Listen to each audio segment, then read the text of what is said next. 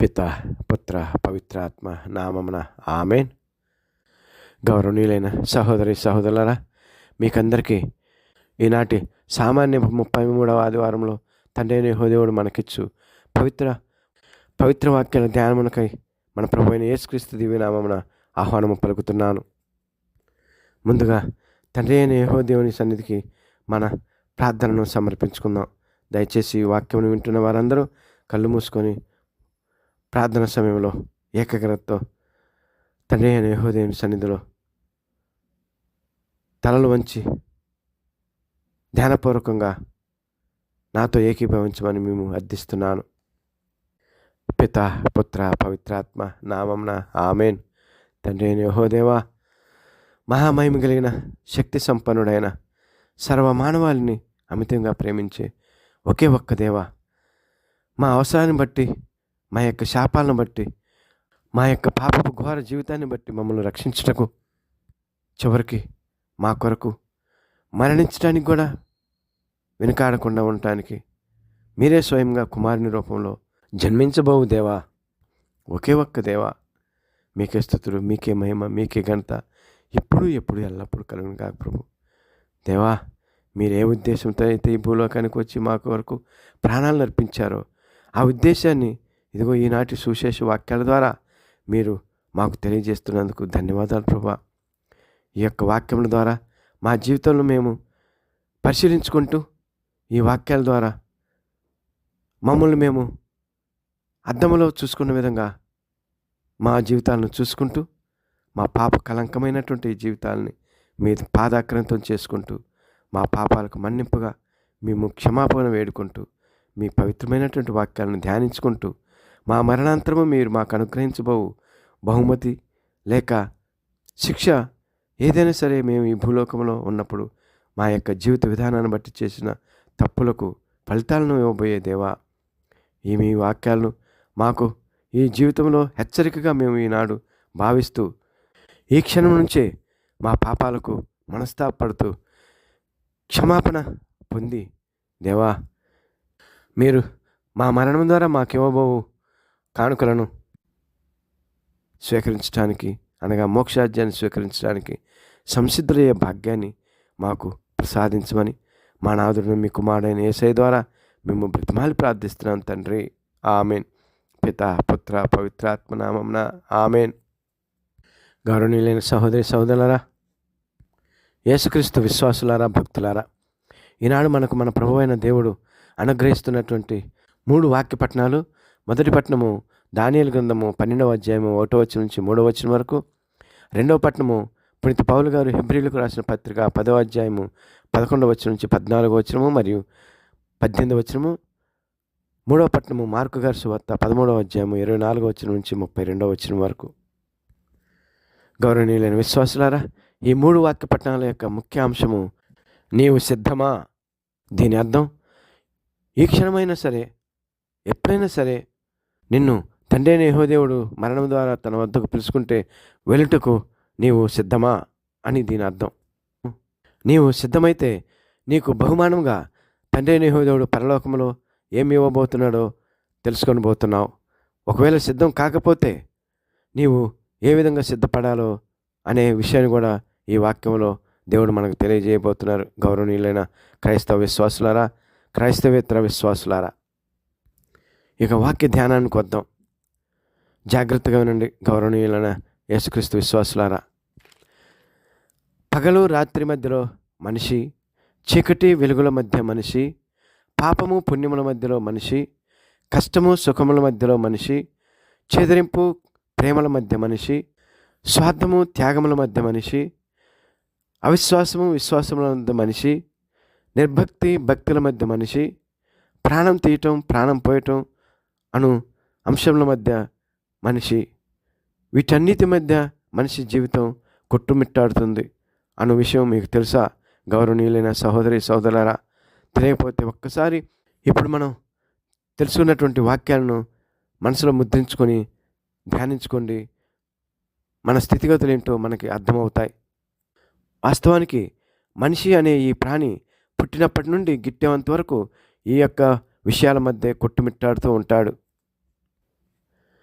మనిషి ఈ జీవితం పుట్టినప్పటి నుండి గిట్టేంత వరకు కొట్టుమిట్టాడే ఈ జీవితంలో మనిషికి దేవుడైన మరియు సృష్టి లయకారుడైన యెహోవా దేవుడు మనకు పైన చెప్పబడినట్లుగా 2 ఆప్షన్లు ఇచ్చారు. వీటిలో మనిషి ఏదో ఒకటే తప్పనిసరిగా ఎన్నుకోవాలి. ఇందులో మూడో ఆప్షన్ లేదు. అలా అని ఒక మనిషి 2 కోరుకుంటూ అవకాశం లేదు. ఆ అవకాశమును మనకు దేవుడు ఎందుకు ఇవ్వలేదో ఈనాటి సువిశేషములు చదువుకొని ధ్యానించుకుందాం. మొదటి పట్టణము దానియేలు గ్రంథము 12వ అధ్యాయము 1వ వచనం నుంచి 3వ వచనం వరకు చదువుకుందాం. ఆ కాలమున మీ జాతిని కాపాడు మహాదూత మిఖాయేలు ప్రత్యక్షమగును. అప్పుడు విపత్కాలము ప్రాప్తించును. జాతులు పుట్టినప్పటి నుండి అంతటి విపత్కాలము ఎన్నడూను సంభవించి ఉండలేదు.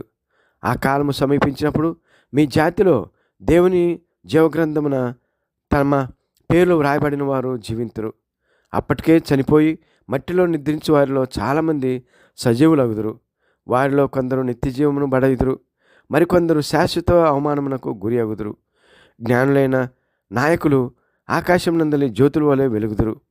పెక్కుమందికి ధర్మమును పాటించుట నేర్పిన వారు కలకాలము వరకు నక్షత్రము వలె ప్రకాశింతురు. ఇది ఏలిన వారి వాక్కు. సర్వేశ్వరునికి వందనములు. ఇవి దేవుని యొక్క వాక్యములు. గౌరవనీయులైన సహోదరి సహోదరులారా, ఇప్పుడు మనం ఈ వాక్యముల యొక్క సారాంశాన్ని గ్రహించడానికి ధ్యానపూర్వకంగా ప్రయత్నం చేద్దాం. మనం ఈ వాక్యములను బట్టి ధ్యానించుకొని అర్థం చేసుకుంటే వీటిలో మనకు ప్రభువైన దేవుడు చెప్పే గొప్ప సందేశం ఏంటంటే, మిఖాయేలు దేవదూత ద్వారా మానవ జీవిత స్థితిగతులను ఈ లోకపు జీవితము పిమ్మట ఏ విధంగా ఉంటాయో తెలుపుతున్నారు. క్రైస్తవులందరూ నమ్మినట్లు లోకాంతంలో మరణించిన వారి మనుగడ ఎలా ఉంటుందో వివరిస్తున్నారు. భూపటలంపై జన్మించిన వారి పేర్లు జీవగ్రంథంలో లిఖించబడి ఉంటాయి అని, ఆ జీవగ్రంథంలో లిఖించబడిన వారు 3 రకాలుగా విభజింపబడి వారిలో కొందరు శాశ్వత అవమానమునకు పంపబడతారని, అనగా నరకమునకు పంపబడతారని, మిగిలిన వారు నిత్యజీవమునకు పంపబడతారు అని. అయితే ఈ నిత్యజీవంలో పొందిన వారిలో కూడా 2 రకములుగా విభజింపబడి వారిలో ఈ భూలోకంలో ఉన్నప్పుడు జ్ఞానులుగా విరాజలిన వారు ఆకాశంలో జ్యోతులుగాను, మరికొందరు ఎవరైతే ధర్మమును పాటించి ఇతరులకు ధర్మమును నేర్పిన వారైతే ఉంటారో వారు ఆకాశం నందలి నక్షత్రములోనే ప్రకాశిస్తారు అని తెలియజేశారు తండ్రి అయిన యెహోవా దేవుడు. అనగా చూడండి గౌరవ యేసుక్రీస్తు దేవుని యొక్క విశ్వాసులారా, తండ్రి అయిన యెహోవా దేవుడు తన కొరకై, తన మహిమ కొరకై, అనగా యేసయ్య లోకసువార్త 21వ అధ్యాయము 25వ వచనం నుంచి 28వ వచనం వరకు చెప్పినట్లుగా, మరియు మత్తయి సువార్త 24వ అధ్యాయము 29వ వచనం నుంచి 31వ వచనం వరకు చెప్పిన విధముగా యేసుక్రీస్తు దేవుని పరలోకమునకు ఏ విధంగా అయితే ఉత్థానమై మహిమతో తండ్రి దేవుని సన్నిధికి ఆ మహిమాన్వితమైన శక్తితో ఆరోహణమై వెళ్ళారో, అదేవిధంగా భూమిపైకి మహామహిమతో అవరోహణమై దిగి వస్తారు. అప్పుడు 24వ వచనం చెప్పినట్లుగా అప్పటి వరకు భూమిపై సంభవించు మహావిపత్తు గతించును. అసలు ఈ విపత్తు ఏమిటో మనం లోకసువార్త 17వ అధ్యాయం 26వ వచనం నుంచి 37వ వచనం వరకు చదువుకుందాం. నోవా దినముల యందు ఎట్లుండినో మనిషి కుమారుని దినములందును అట్లే ఉండును. జల ప్రళయమునకు ముందు నోవా ఓడలో ప్రవేశించే వరకు జనులు తినుచు త్రాగుచు వివాహమాడుచు ఉండిరి. జలప్రలయము వారిని నాశనం చేసినది. అట్లే లోతు కాలమున కూడా జరిగినది. ప్రజలు తినుచు త్రాగుచు క్రయ విక్రయములు చేయుచు సేద్యము చేయుచు గృహములను నిర్మించుకొనుచు ఉండిరి. కానీ లోతు సోదము నుండి విడిపోయిన దినముననే ఆకాశం నుండి అగ్నిగంధము వర్షింపగా అందరూ నాశనమైరి. మనిషి కుమారుడు ప్రత్యక్షమగు దినమును అటులనే ఉండును. ఆనాడు మిద్ది మీద ఉన్నవాడు సామాగ్రి కొరకు క్రిందికి దిగి రాకూడదు, పొలంలో ఉన్నవారు ఇంటికి మరలి పోరాదు. లోతు భార్యను గుర్తు చేసుకొనుడు. తన ప్రాణమును కాపాడుకొని యత్నించువాడు దాన్ని కోల్పోవును, తన ప్రాణమును కోల్పోవాడు దాన్ని కాపాడుకొను. ఆ రాత్రి ఒకే పడక మీద ఉన్న ఇద్దరిలో ఒకడు కొనిపోబడును, ఒకడు విడిచిపెట్టబడును. 2 స్త్రీలు తిరుగులు తిప్పుచుండగా ఒకరు కొనిపోబడును, మరి ఒకరు విడిచిపెట్టబడును. ఇవి గౌరవనీయులైన సహోదరి సహోదరులారా, లోకాంతము సమయంలో జరగు విపత్తుల గురించి యేసయ్య చాలా స్పష్టంగా మనకు ఈరోజు తెలియజేస్తున్నారు ఈ వాక్యముల ద్వారా. అంతేకాదు యేసుక్రీస్తు విశ్వాసులారా, ఆ మహా విపత్తు ముగిసిన వెంటనే ఏం జరుగుతుందో కూడా యేసయ్య చెప్పి వాక్యాలను కూడా జాగ్రత్తగా ధ్యానించుకుందాం.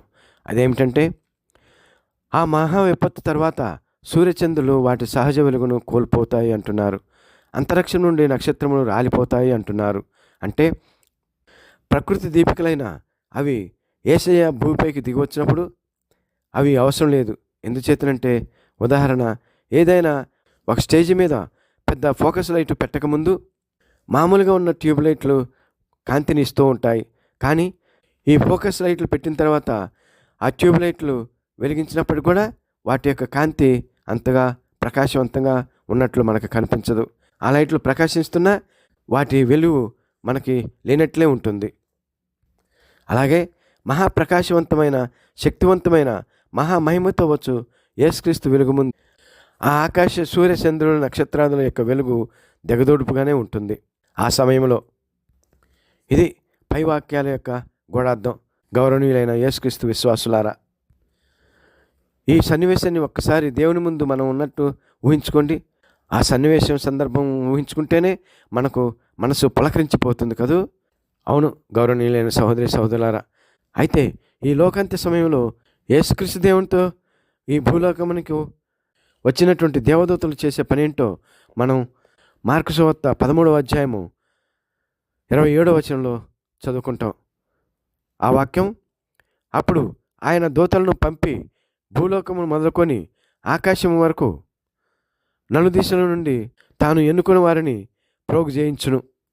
అయితే ఈ సందర్భంలో మనం మనల్ని ప్రశ్నించుకోవాలి. అది ఏంటంటే, గౌరవనీయులైన సహోదరి సహోదరులారా, ఈ యొక్క ప్రోగు చేయించబడిన వారిలో మనం ఉన్నామా లేదా అని ఎవరికి వారు ప్రశ్నించుకోవాలి. ఆ ప్రోగు చేసిన వారిలో మనం ఉంటే మనం ఎంతో పరమానంద భరితమై మనం దేవునికి కృతజ్ఞతలు తెలియజేసుకోవాలి. ఒకవేళ ఉండవేమో అని అనిపిస్తే కూర్చొని దుఃఖించిన అవసరం లేదు. వెంటనే అప్రమత్తం అవ్వాలి, జీవితాన్ని మార్చుకోవాలి. ఈ వాక్యం వింటున్న యూట్యూబ్ వీక్షకులారా, ఒకవేళ మీకు ఇప్పటి వరకు ఎలా యేసుక్రీస్తు రాకడ సమయంలో ఎలా ఉంటుందని తెలియనట్లయితే ఇప్పుడే వెంటనే రక్షణ పొందండి. పిత, పుత్ర, పవిత్రాత్మ నామమున క్రీస్తు ప్రభువు నిజమైన దేవుడని విశ్వసించి రక్షణ పొంది దానియేలు గ్రంథము 12వ అధ్యాయము 1వ వచనం నుంచి 3వ వచనం వరకు వ్రాయబడి ఉన్నట్లుగా మీ పేర్లు జీవగ్రంథంలో నమోదు చేసుకోండి. లేకుంటే మీ మానవ జీవితం వృధా అవుతుంది. లేకపోతే మీ ఆత్మ శాశ్వత అవమానమునకు గురి చేయబడుతుంది, అనగా నరకమునకు తీసుకువెళ్ళబడుతుంది. నిర్ణయించుకో సహోదర సహోదరి, నీవు రక్షణ పొంది నీ ఆత్మను రక్షించుకొని నిత్య జీవమును పొంది పరమానంద భరితుడవై జీవించడానికి ఇష్టపడతావో, లేక అవకాశమును నిర్లక్ష్యం చేసి నీ యొక్క ఆత్మను నరకమునకు పంపించుకుంటావో, అదంతా నీ ఇష్టం. రక్షణ పొంది తెలివైన వాడవని లేక వివేకవంతుడని నిరూపించుకో గౌరవ సహోదరి సహోదరులారా.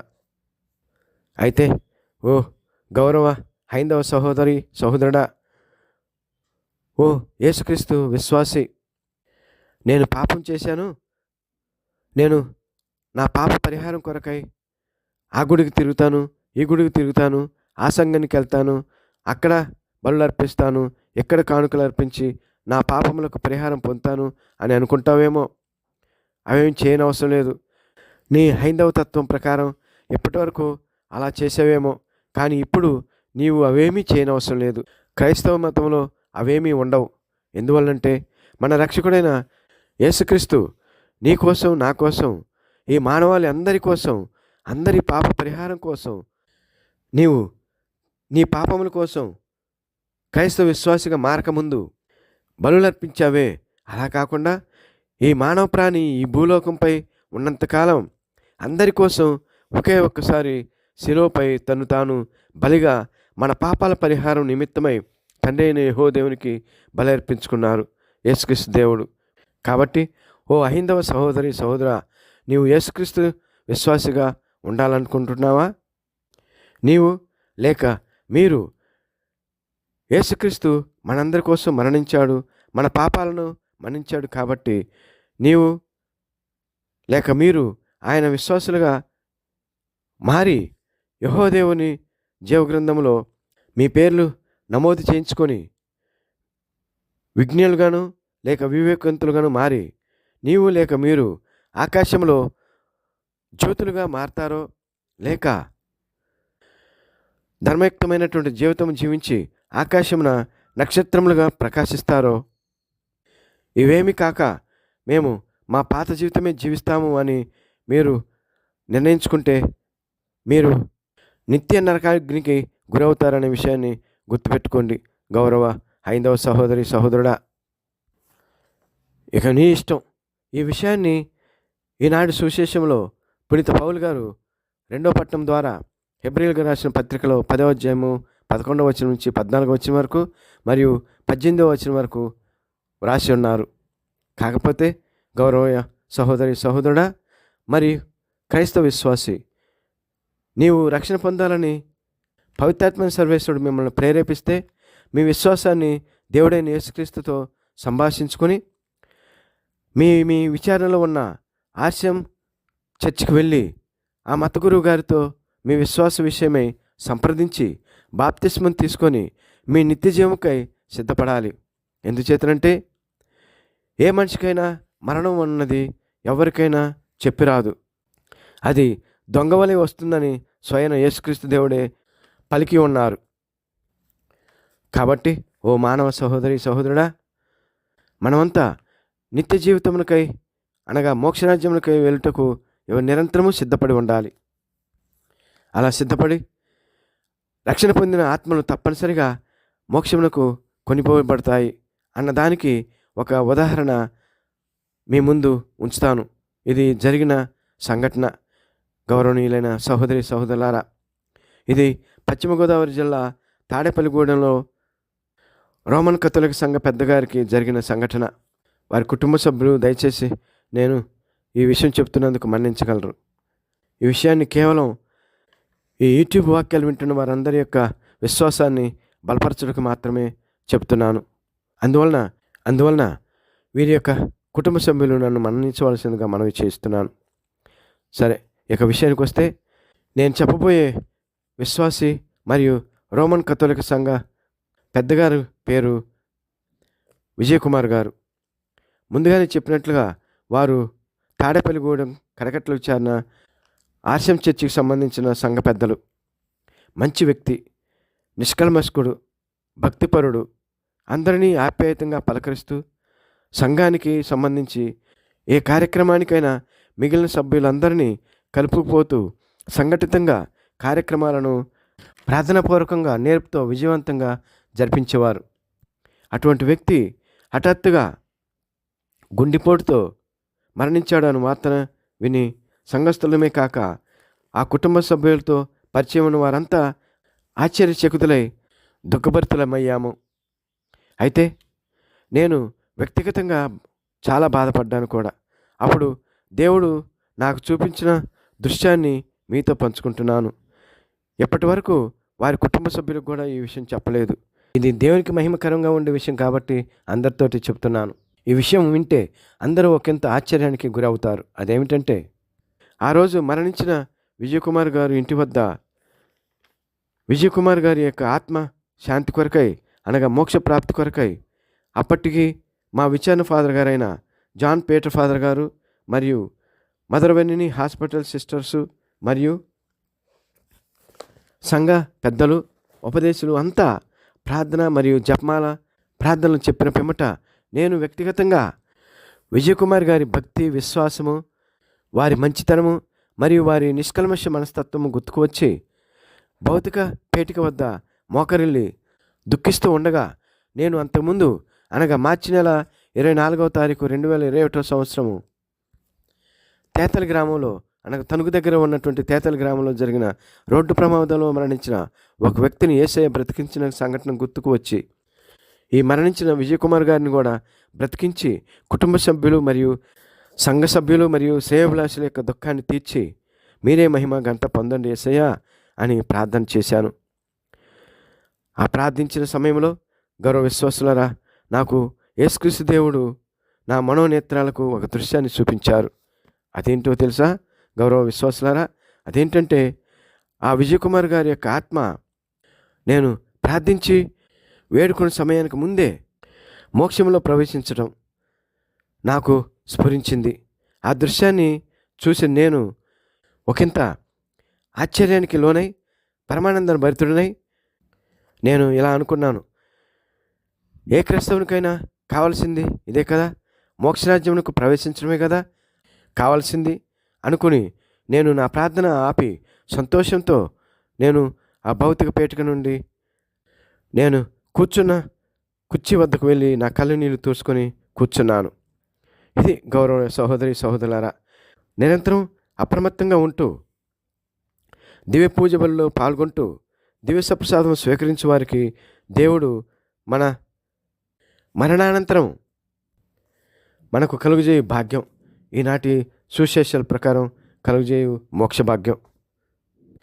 ఇది గౌరవ విశ్వాసులారా, పగలు రాత్రికి మధ్య జీవించు మనిషి, చీకటి వెలుగుల మధ్య జీవించు మనిషి, పుణ్యములు చేస్తూ క్రీస్తు కొరకై కష్టములను అనుభవిస్తూ ప్రేమ, త్యాగము, క్షమ, విశ్వాసము, భక్తి కలిగి క్రీస్తు దేవుని కొరకై జీవించువారు మనం సుశేష వాక్యాల్లో నేర్చుకున్నట్లుగా లోకాంతం వచ్చినా మనం నిర్భయంగా మరణించగలం. ఎందువల్లంటే క్రీస్తు దేవుడు మనకి ఆ భరోసాను ఇస్తున్నారు. కాబట్టి మనం లోకాంతం గురించి మర్చిపోయి ఈ లోకానికి నూతన జీవం ఇచ్చుటకు రాబోవు యేసుక్రీస్తు భగవాన్ యొక్క జన్మదినం కోసం హృదయ శుద్ధితో ఎదురు చూద్దాం. ఇక ముగింపుగా ప్రార్థన చేసుకుందాం.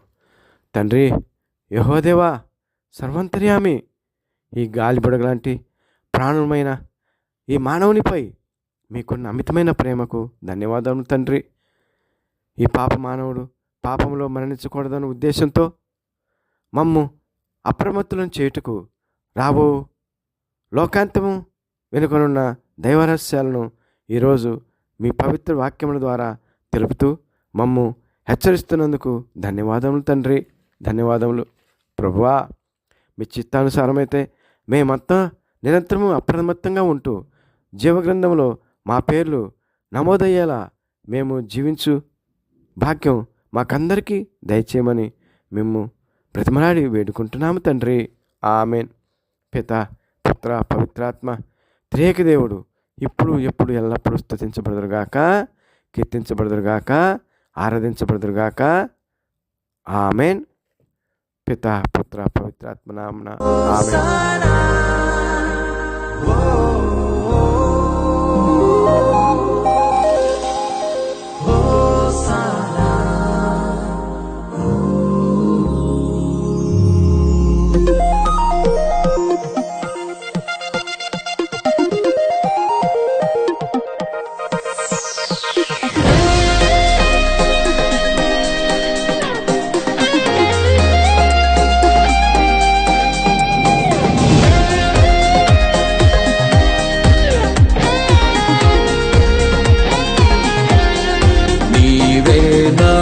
సంతోషగానము, రక్షణ శృంగము, మహాశైలము.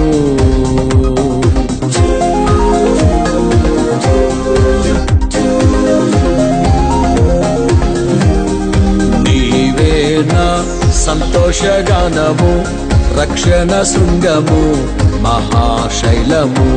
బలశూరుడా యేసయ్యా నా తోడై ఉన్నత స్థలములపై నడిపించుచున్నావు. బలశూరుడా యేసయ్యా నా తోడై ఉన్నత స్థలములపై నడిపించుచున్నావు. నీవే నా సంతోషగానము, రక్షణ శృంగము, మహాశైలము.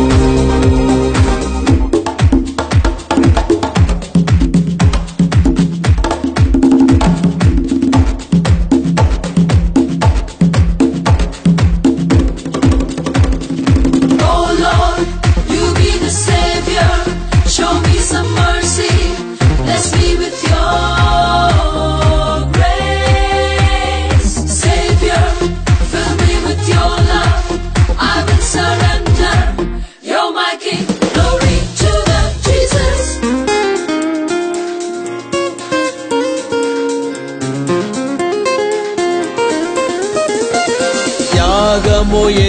ఎరుగని స్నేహమందు క్షేమము కరువైయుండగా నిజ స్నేహితుడా ప్రాణము పెట్టి నీ ప్రేమతో నన్నాకర్షించినావు. త్యాగము ఎరుగని స్నేహమందు క్షేమము కరువైయుండగా నిజ స్నేహితుడా ప్రాణము పెట్టి నీ ప్రేమతో నన్నాకర్షించినావు. నిరంతరం నిలుచును నాపై నీ కనికరం, శోధనలైన బాధలైనను ఎదురింతు నీ ప్రేమతో. నిరంతరం నిలుచును నాపై నీ కనికరం, శోధనలైన బాధలైనను ఎదురింతు నీ ప్రేమతో. నీవే నా సంతోషగానము, రక్షణ శృంగము, మహాశైలము. నీవే నా సంతోషగానము, రక్షణ శృంగము, మహాశైలము.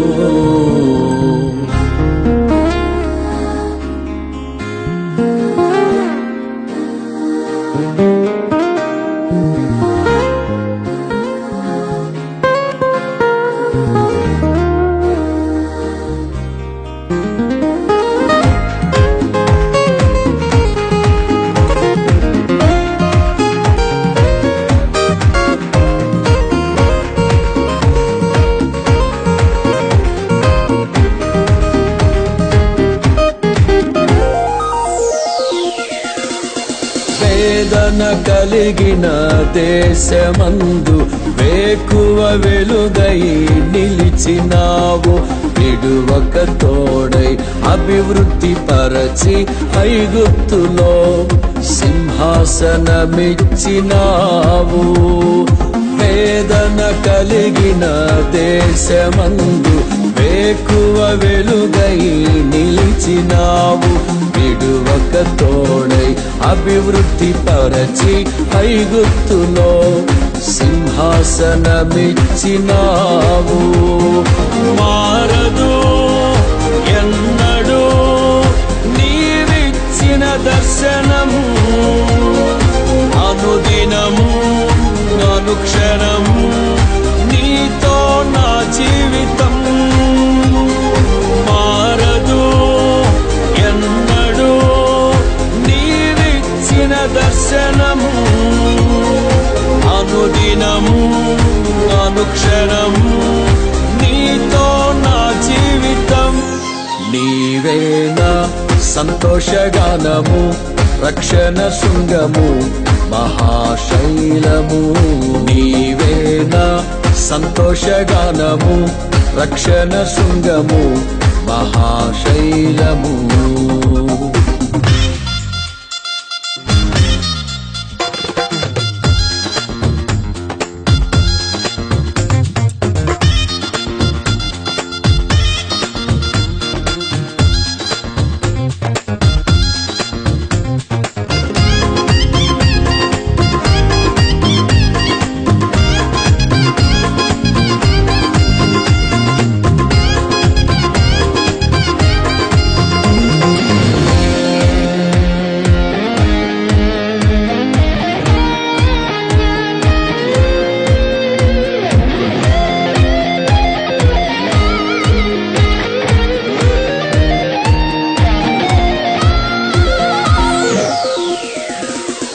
నిర్జీవమైన లోయయందు జీవాధిపతివై వెలసినావు.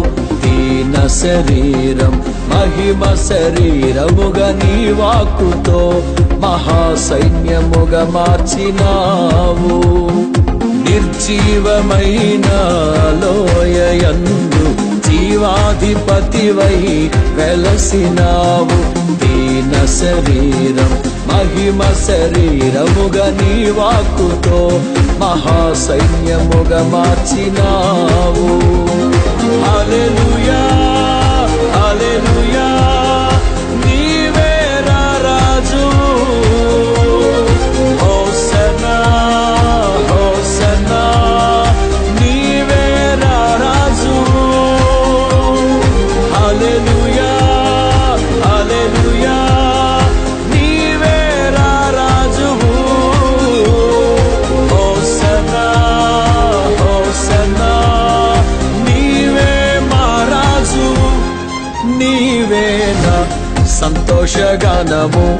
రక్షణ శృంగము మహాశైలము.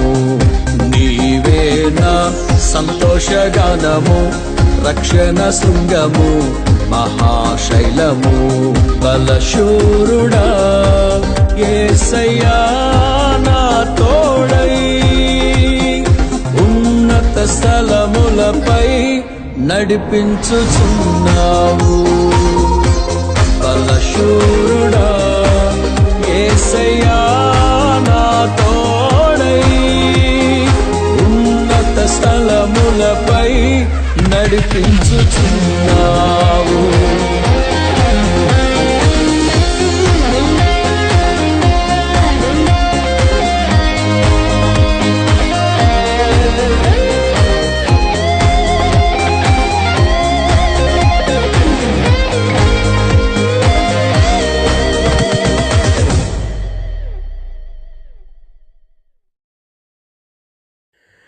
గౌరవ యూట్యూబ్ వీక్షకులందరికీ ఒక ప్రత్యేకమైన మనవి.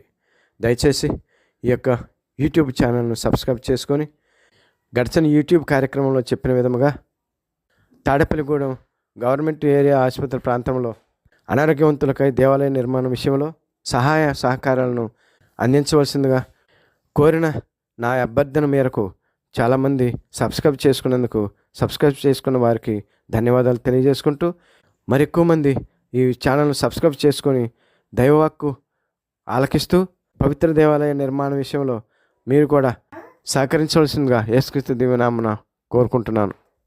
మరొక విషయం ఏమిటంటే, ఆ దేవాలయం ఆర్సిఎం ఫాదర్ గారి చేతుల మీదుగా మాత్రమే నిర్మించబడుతుంది అని గుర్తించగలరు.